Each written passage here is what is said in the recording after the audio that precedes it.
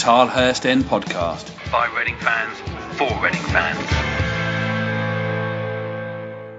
Hello and welcome to the Tilehurst End weekend preview. On Saturday, Reading host Sheffield Wednesday, looking for their first league win of the season and hoping to bounce back from Wednesday night's Carabao Cup defeat to Watford.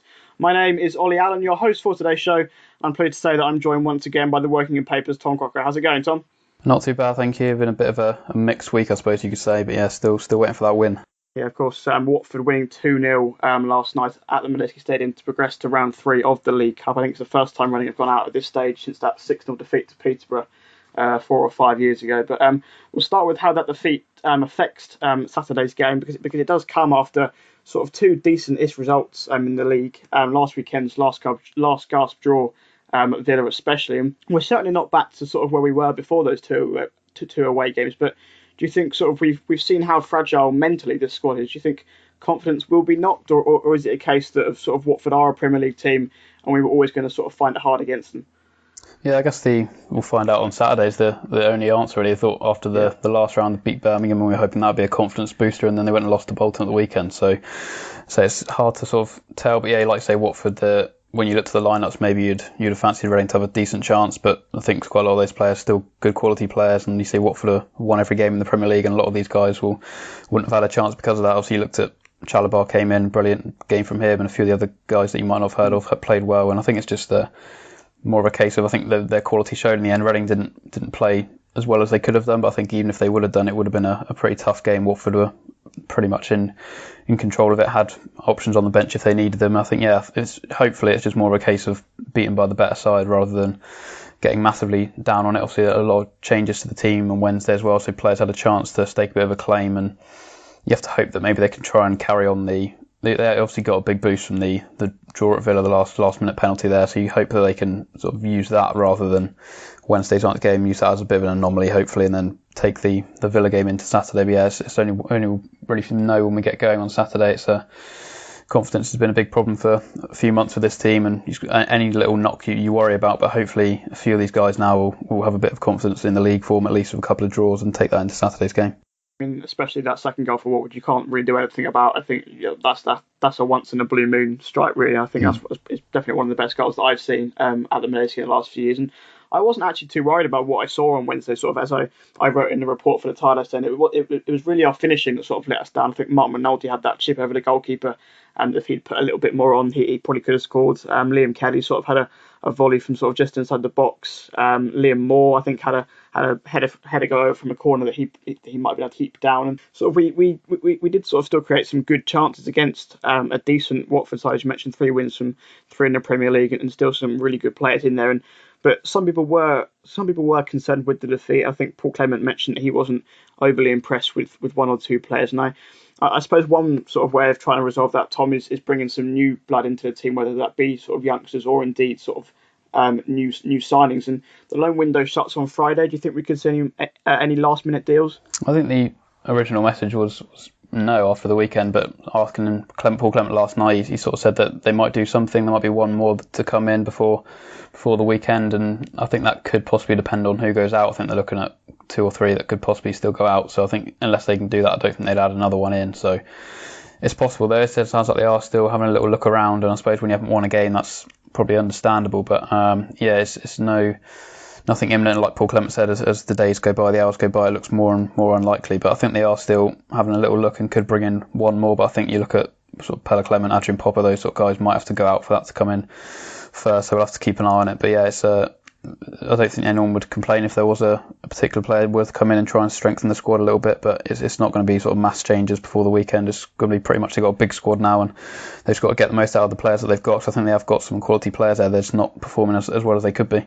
Sheffield Wednesday also lost their Carabao Cup tie 2-0 to Premier League opposition, going down to that scoreline to Wolves on Tuesday night. But they made 11 changes for that game following their 2-1 win over Ipswich on last Saturday.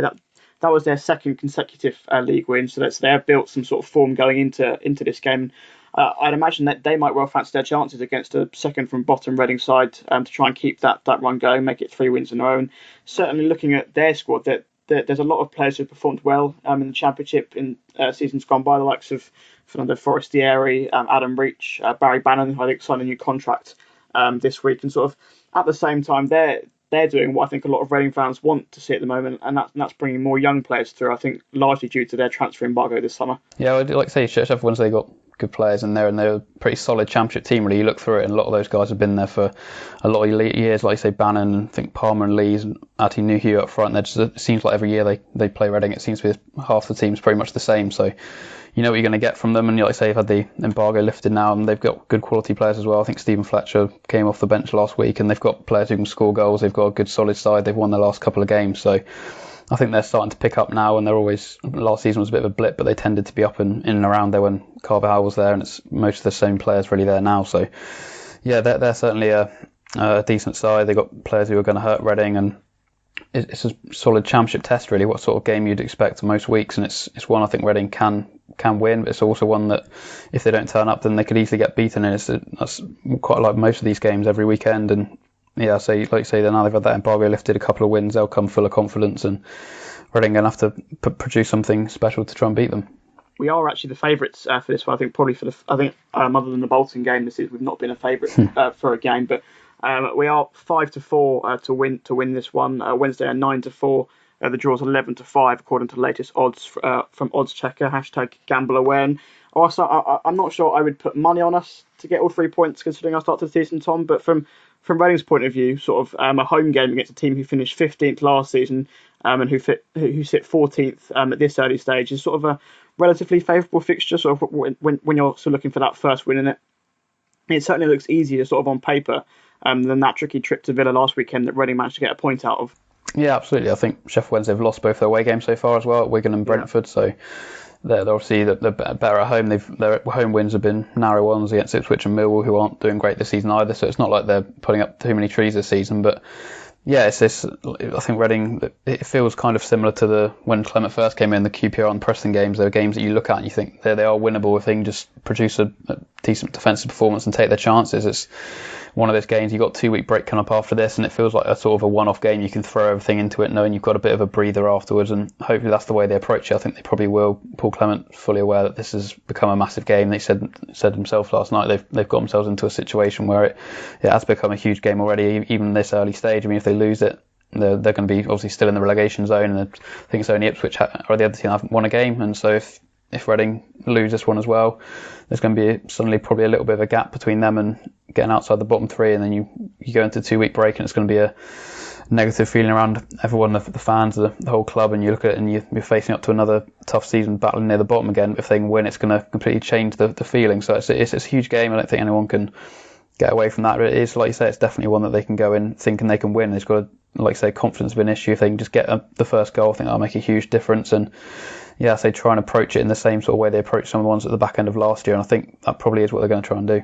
I don't think Wednesday have actually got a clean sheet in the league this season yet either, and I think their winner against Ipswich last weekend did actually save us from going bottom of the table. I think if Ipswich got a point out of that, then we'd be sitting 24th right now. Time now then to get the thoughts of the opposition ahead of Saturday's game. So let's get straight into the view from the town end. The view from the town end. What do the opposition think? Welcome to the view from the town end, the part of the show where we get the views of an opposition fan ahead of their game with Reading. And with the Royals hosting Sheffield Wednesday this weekend, I'm pleased to say that I'm joined by Owls fan Elliott Jackson. How's it going, Elliott? Hi, I'm good, thank you. It's been a bit of a mixed start to the season for Wednesday so far. I was going to start with how it's gone. And you didn't win any of your first 3 league games, but you have beaten Millwall and Ipswich in the last 2. So it certainly seems that you're sort of growing into the new campaign. Yeah, I think that's definitely the sort of the view around Hillsborough. Yeah. As you said, didn't get off to the greatest of starts, lost to Wigan and lost at Brentford, and the defeat at Brentford last Sunday in particular was a really awful display. I was there myself in London, and the manager just he wasn't happy and he wanted to send a statement out, so made 4 changes, dropped Forestieri and Hutchinson, 2 big players, two big personalities, and Wednesday to the bench and brought through 2 young players, and as he's done throughout his time at Hillsborough, and he got a response, and Forestieri came off the bench the last 2, and he made an impact, and the manager said today in his press conference that was the intention, and that he needs his team to all go in one direction. It was a difficult summer for the club, placed under a transfer embargo, sort of meaning at the time of recording there's been no significant rivals to speak of. Has that sort of tempered expectations a little bit within the fan base, or do you think that the squad is more than capable of sort of mounting a playoff push, just like in 2015 to 16 and 16-17? Because to me, sort of looking in from the outside, there's still a fair amount of pedigree sort of in that squad. The likes of Forestier, as you mentioned, Barry Bannon and Stephen Fletcher, all sort of players who think they are capable of getting that club to the playoffs. I think you've hit the nail on the head there. Whilst this team is definitely going through a transition period as Lukai tries to reduce the average age of the squad and the wage, I think fans knew there weren't going to be a whole heap of summer activity, given how much the club has spent, not so much in transfer fees, but definitely in wages. The wage bill has shot up at Hillsborough in the last 4 years since Chancery took over. But I think it's definitely worth mentioning, like you say, the players they still have got, and when everyone is fully fit, which wasn't the case last season, they had 16 injuries at one point, and that any side in the division that cripples them, a lot would have gone down with those sort of injuries, and these were key players missing for months and months. But with the likes of, when you say Barry Bannon fit again, Fernando Forestieri, Stephen Fletcher, Gary Hooper, Kieran Lee still to come back into the fold, I think the expectation has got to be, if they can keep everyone fit, that this is a squad that is still capable of pushing for the top six. They might not get there, and they might just be wrong, but I would expect as a fan them to be in the midst, going for fifth and sixth, as a lot, and that's what a lot of teams will be expecting and aiming for this season. I mentioned those promotion pushes of 2016 and 2017. I mean, it sort of seemed as though Wednesday were on a really sort of upward trajectory at that time, before last season's 15th place finish. Do those two seasons where we lost to Hull at Wembley, and then the following season losing to Huddersfield in the semi-final, do they feel like missed opportunities, or do you think that it's still very possible in this sort of era of Wednesday? I think the second one, when we lost to Huddersfield on penalties, that was the biggest chance. In the first season under Chancery, Wednesday had been in the wilderness for a long time. They'd not had any investment, and all of a sudden, it was a feel-good factor at Hillsborough. They were spending money. They were playing very attractive football. They got Carlos Carvajal, new manager, lots of new players who were lighting up the championship. But there was an element of inexperience about it, obviously, as we said. And on the day at Wembley against Hull, Wednesday froze, and Hull had the senior experienced players, hardened players like Tom Huddleston, Curtis Davis, Steve Bruce as the manager, who knew how to manage big games. And that is what won them the game at Wembley. Sorry, I mean, they were by far and away the best team. Then in the summer, Wednesday looked to change that. So they went and got Stephen Fletcher, they got Alman Abdi, they got Daniel Poodle on a permanent deal. They got players that knew how to win promotion from the league, because they saw that that's what cost them first season. And then, obviously, without being disrespectful, and obviously Huddersfield are in the Premier League, you don't get a much easier run at getting into the Premier League than Huddersfield and Reading, and they fell at the final hurdle. And I think that was definitely the first season. I can definitely understand why they lost it, youthful inexperience, but the second season that was the biggest chance to get up. Carlos Carvajal was the man in charge then, but he was sacked last December and replaced by Jos Lukai. Is he the man sort of to take the club forward? I think he's had 7 or 8 months in charge now. Are things looking up under him? I think so. I think for the reasonable fans, there is an understanding that the club are in a tough position. Yeah, Lukai's got to bring the wage bill down. He's got to bring some more energy into the team. That's something they lacked under Carvajal. They didn't have enough pace, didn't have enough exuberance in the team. The average age was very high. So I think there is an understanding that the club now have got a massive wage bill they need to trim. He's made one signing since he's come in, which was last January, which was Joey Pellipas, who was a holding midfielder. And he's had his hands tied a lot for a lot of it. But what he has done is he said, right, I can't bring any players in, so I'm going to look into the academy. And he's brought through a number of really good, exciting prospects. Jordan Thornley and Matt Penny have been starred this week. Penny only made his debut 10 days ago, but he looks like he could be the future at left back. Same with Thornley at centre half next to Tom Lees. And he's adapted really well, in my view, to a very difficult situation and I think the sensible fans will see that it is not the same job that Carlos Carvajal had when he was coming in. It's a much tougher task. I suppose that is one of the positives when you are under a sort of transfer embargo. The manager's sort of forced to use those younger players more. So it's certainly been a positive to see those sort of academy players coming through. Absolutely, and I think as a fan, there is always an extra buzz when it's one of your own players that comes through the academy. We've seen Obviously, we had the debacle with George Hurst and Sean Clare, who both left on free transfers, but now there's Fraser Preston, Thornley and Penny, as I've touched on, Ash Baker at right back, and then he's got the two goalkeepers, which have dislodged Kieran Westwood, who was for a number of years, in my view, the best goalkeeper in the Championship, and now he's Wednesday's third choice. So he's shown fantastic faith in those young players, especially in Dawson and Wildsmith, who are now number 1 and number 2. And, the future looks relatively bright if they could make sure that they get, they could do with a centre-back, maybe also sort of a forward, a bit of pace to bring on, and make sure they tie down them key players that they do want to keep, like Lucas Yao, which they've already done, Barry Bannon, who's out of contract, that they've just got to keep, and Forestieri. If they can keep them and Adam Reach, then it's a good spine to add these young players into. Looking ahead to Saturday, and how much of a challenge do you think that Reading will present Wednesday with? What did you make of us last season? Did you pay much attention to our transfer business over the summer? Yeah, I've got a good friend of mine at university who's a Reading fan, so I'm pretty well read on what's going on at the Medeski. I always thought that they overachieved when you finished third. I always looked at that squad, and without being disrespectful, I thought Wednesday's squad, by contrast, was much better, but you had a style of playing, and it worked. But I always felt that you wouldn't be able to replicate that last season, and I think you paid the price for that overachievement. I think I back the club for supporting Jaap Stam for as long as they can, because I think football fans are fickle, and I think if they'd sacked him maybe a third of the way through the season, it would have been wrong. He achieved so well, he deserved the time to try and fix it, but it was clearly going in a downwards motion, and they had to make the change when they did. I think Paul Clement's a really good manager. I'm a big fan. Again, I still look at that squad and I don't think, wow, I don't think that's a club that can finish maybe above 15th, 16th. They lack goals, in my opinion, although I do think Sam Baldock's a very good signing. Mark McNulty's, I saw him a lot at Sheffield United, and I don't see a Championship player in there for me personally. I think he's a very good League One striker.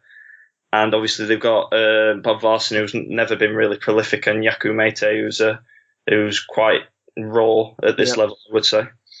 Yeah, I think so. I think from Reading's sort of fan base point of view, I think when we signed Baldock and McNulty, I think a lot of people sort of seem to think that might have been our striking issues solved. But I think now we're starting to see. I mean, I think it's the same thing as when opposition fans sort of were saying we were overachieving in that Wembley season, as you mentioned, and then we were sort of brushing that off as sort of bitterness or sourness or whatever, and then it sort of proved to us last season that actually, in fact, that style of play isn't always going to get you results, and it might well be the same with the strikers. I think Sam Baldock finally got off the mark with his penalty against Bill at the weekend. Mark McNulty yet to score, but as for Wednesday's players, who do you think your key man will be on Saturday? At the moment, it's Barry Bannon, and it has been for some time. When he's fit, he absolutely makes Wednesday tick. In the middle midfield, they've reverted from a back five to a 4-3-3 system in the last few weeks, which saw them get the 2 wins in midweek. So Bannon will play probably in a midfield three with Joey Pelupessy and Adam Reach, and the big one is whether he brings Forestieri back in, which for me, I understand why he did it and he got the reaction he wanted, but he is Sheffield Wednesday's best player alongside Bannon. The two of them are leaps and bounds above the rest, and he has got to play, and if he does play, he's on his days, he can easily be the best player in the Championship, in my opinion. I'll end then, Elliot, by asking for your score prediction for Saturday and how you think the game's going to pan out. My heart and my head say different things. My heart says going in after 2 wins that Wednesday should be going to Reading and looking to get the win. Yep. And I think that's a fair thing, but I think Reading by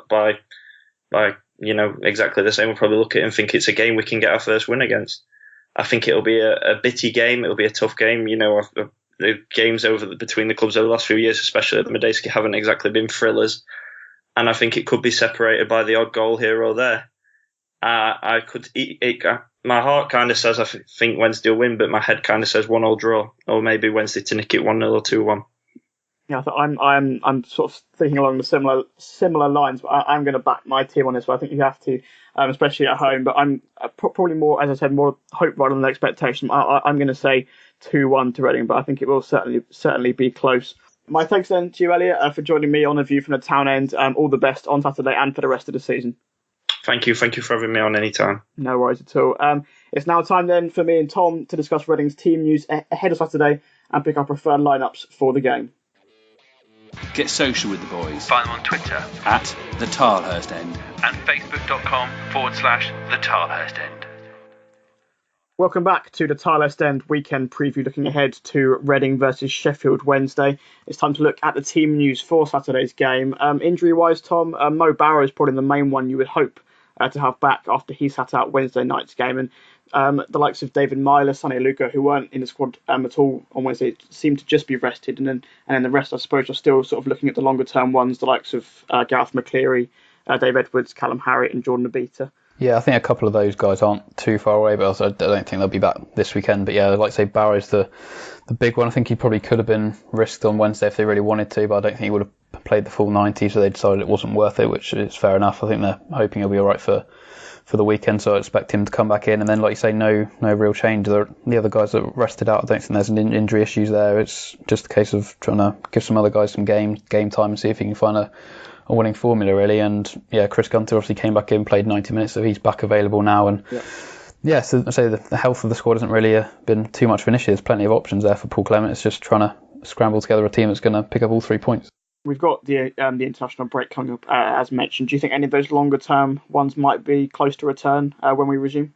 I think Gareth McCleary is meant to be pretty close now by the sounds of it. Obviously, Jordan Abita's a long one. I imagine he'll have to play a few 23s games first before he's back in. And the same probably with Harry as well. Just hasn't played much football, and say they're not going to, I don't think, throw him into a first-team game quicker than they have to. And it sounds like he's still struggling a bit. And then Dave Edwards, I'd say he hasn't played for a little while as well. So we saw Gunter come back and play for the 23s first. So I think that'll probably be the marker of how close some of these guys are. But I think McCleary's probably the closest out of them, and 2 more weeks in him in that break will be another option as a winger. And there's plenty of them in the squad, so maybe he could be the one who can force his way in and make an impact. But yeah, like you say, there's still a few long-term ones, but there's plenty of options there. It's not really an injury crisis or anything like that, so it's not a case of trying to rush people back unless they really, really need to, which I don't think they do at the moment. With all those options then, Tom, what would your team be for Saturday? It's difficult because you look at it and it's Wednesday night made 8 changes, but you look at the team, it doesn't really look much weaker than the weekend. Or if you look at Watford, they made 11 changes, you can clearly see it. Same with Birmingham in the last round, but Reading changed their team a lot, and there's plenty of options there for guys to try and come in and stake a claim. But I think he'll probably go back to a similar team to the other 2 games. They'll probably go back to a back 4. And I'll say they came very much a back 5 yesterday. I don't think he'll want that particularly again. So you'd expect Manoni to come back in goal. Though Walker did play well again, but I think Manoni will keep his place for now. And then I guess the tricky call is at right back. I think Yeardom has to keep his place ready. He's been one of the better players this season, so I think he should play. And then centre back probably the easiest at the moment. Laurie and Moore, you would imagine, will just. I'd quite like to see them just carry on as they are at the moment. And then left back, again, I think it should be Blackett. I think Gunter will have to sort of wait it out. I think he should do, and I think it would send out the wrong message really to drop Blackett now for essentially playing a right back in his place instead. I think that would be a poor call, confidence wise for Tyler Blackett. So Gunter probably have to wait it out a little bit. And then midfield, again, I don't think Kelly or Swift can complain if they're not picked at the moment. So I think you'd want to stick with Bacuna and Myler after what they've done in the last game anyway. So I think you'd go with that. And then if Barrow's fit, I think he has to play. Another wing, I'd probably go Josh Sims. He made a big impact at Villa. Looked pretty good when he came on last night, initially anyway. And then up front, I think the guys who are scoring goals should be playing. So Bodvarsson, and then hopefully Baldock get some momentum from his goal last week. So that would be the team 4-4-2 with Bodvarsson and Baldock up front. And say there's plenty of options to use off the bench there. And yeah, so it's very difficult to pick a team at the moment just because no sort of system is seemingly picking up the win, so it's difficult, but that'll be the 11 I'd go for probably. I mean, you say it's difficult to pick a team. I've actually gone for exactly the same team with just the one change. I would have Yaku Mate over Sam Baldock. I've not been Sam Baldock's biggest fan in a Reading shirt so far. I know it didn't quite work out for Yaku Mate against Watford, but I was actually quite impressed with his work. I think he could potentially take a chance this weekend. But I suppose the biggest decision for Paul Clement does have to come up front, with goals sort of being an issue potentially at the moment.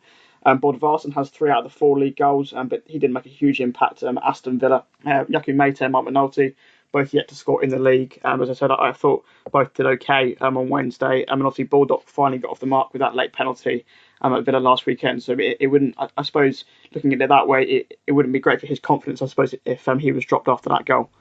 No, I think I'd have no huge issue with McNulty or Mate playing. I think they, like you say, they both played fairly well on Wednesday. I just think you look at it and you have to hope that maybe Baldock will have a bit more confidence having scored his first goal. But he hasn't been brilliant so far, not far from it. So I don't think he could have a huge complaint if he was left out. And Mate, you would say did a decent job on Wednesday night. McNulty as well, but McNulty still hasn't got a goal for Reading and seems to keep snatching at the big chances when they come around, and you just have to feel that if they can nick a goal, get an early chance against Sheffield Wednesday, you really want them to take it, and you'd have to hope that maybe the guys who are scoring might be better placed to do that. But yeah, it wouldn't be a big surprise or a big disappointment for either the other two to play, but I think Bodvarsson should be starting along with one other.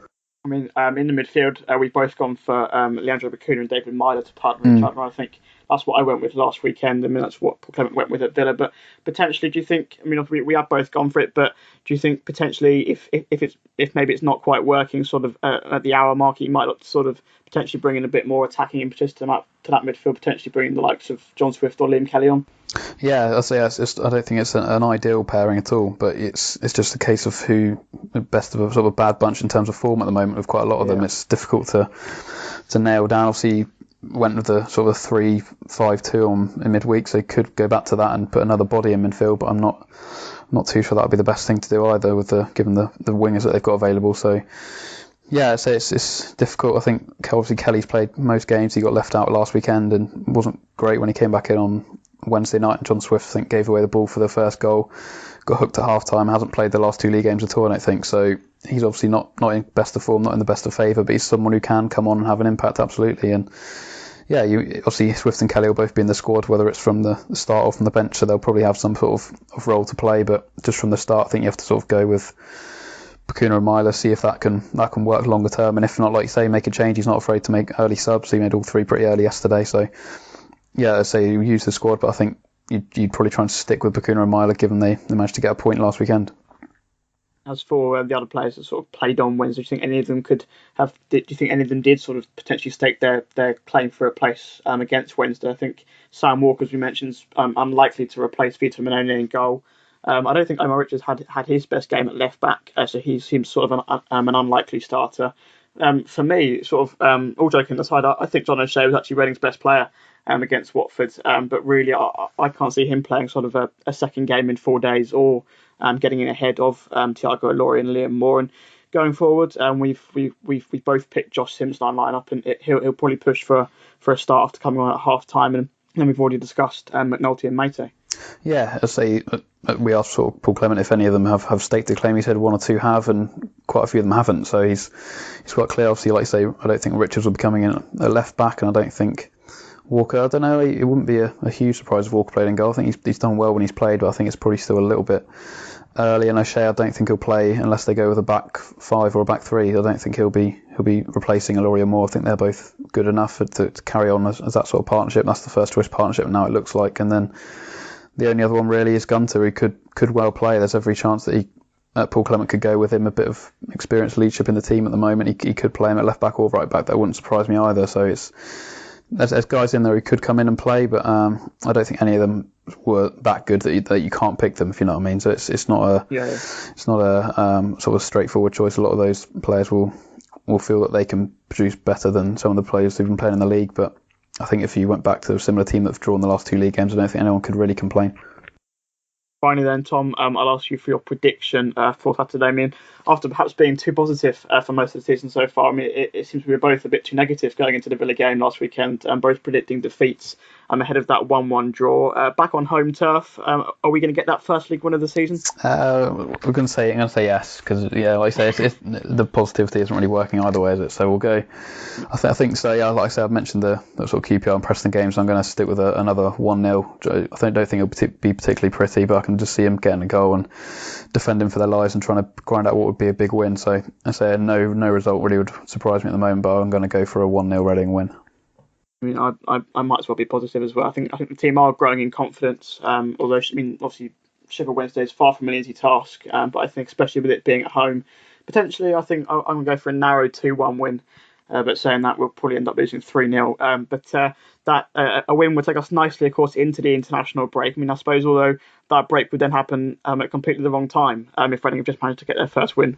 Well, yes and no. It's obviously hard to say. I just think if they if they can get that win, I think they'll have to throw everything into this game. So I think they might need a week or so to recover from it. I think it might be quite handy, but if they lose it, it's going to be a long old break. So I think if they can just get a win and go into the 2 weeks, and everyone, like Paul Clement said yesterday, it will sort of settle everyone down a bit, and the table will look a little bit better. It's not going to be a great start, whatever happens at the weekend, but if they have 5 points on the board, it will look a lot better. And then you go into the block of games after the international break. I think a couple of them are winnable as well. So obviously there's no you look at the international break whatever way really, but I think if they can just get that win, it will be a lot more relaxing 2 weeks anyway.